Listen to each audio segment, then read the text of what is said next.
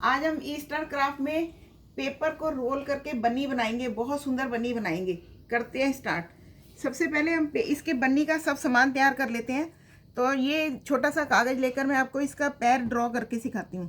ये इस तरह से आपने ले के इस तरह से 2-3 बार घुमाते हुए देखें, इस तरह से आप ले लें और इसको काट लें।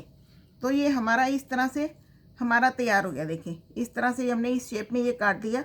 ये हमारा तैयार हो गया। हमने जो कान काटे हैं वो इस तरह से काटे हैं। यहाँ से आप पत्ती की शेप में इस तरह से ले लें, इस तरह से, और यहाँ से गुलाई से करते हुए इस तरह से ये कान काटने। इसके कान का हिस्सा थोड़ा छोटा काटना है। जैसे यहाँ से लेते हुए गुलाबी हिस्सा इस तरह से छोटा काट लेना है। तो ये हमारा इस तरह से कान तैयार हो गई। ये हमने 2 कान तैयार करे हैं, देखें, इस तरह से। फिर इसके बाद हमने ये रोल लिया है। इसको हमने सीधा सीधा इस तरह से लेके इस तरह से रोल कर दिया। ये बड़ा पीस है, जैसे 3 इंची है और ये 2.5 इंची है। तो अब हमने ये वाला बड़ा पीस सिंपल रोल करके इसे स्टेपल मार दिया, या आप ग्लू से चिपका दें।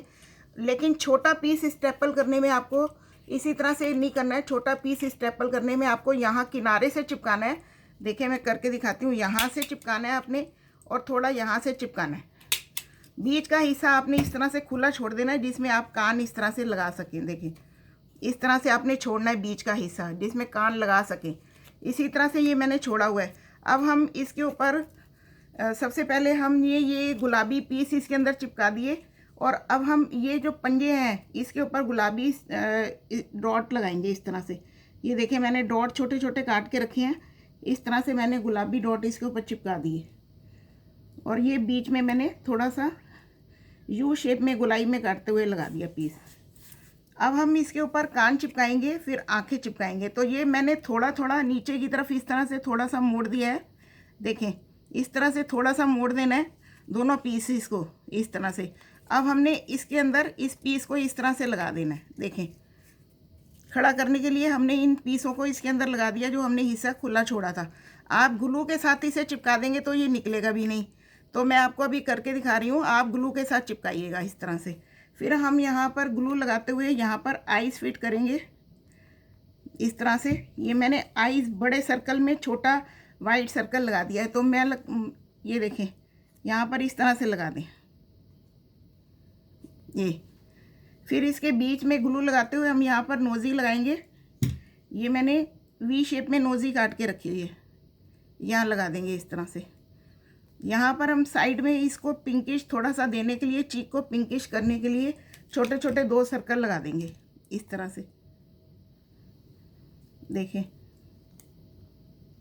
आप चाहे तो पेन से या स्केच पेन से इसकी मूछें बना सकते हैं इस तरह से। आप यहाँ से इस तरह से इसकी मूछें बना सकते हैं, लेकिन फिर आपको ये चीक थोड़े दूर करने पड़ेंगे। तो मेरे को लगता है ऐसे ही ठीक है। देखिए, ये हमारा तैयार हो गया। अब हम जो इस तरह से रख देते हैं इसको, और इसके ऊपर चिपकाते हैं। यहाँ पर इस तरह से करते हुए हम इसे यहाँ लगाएंगे। तो यहाँ पर मैं ग्लू का हेल्प लूँगी, ग्लू लगाऊंगी यहाँ पर।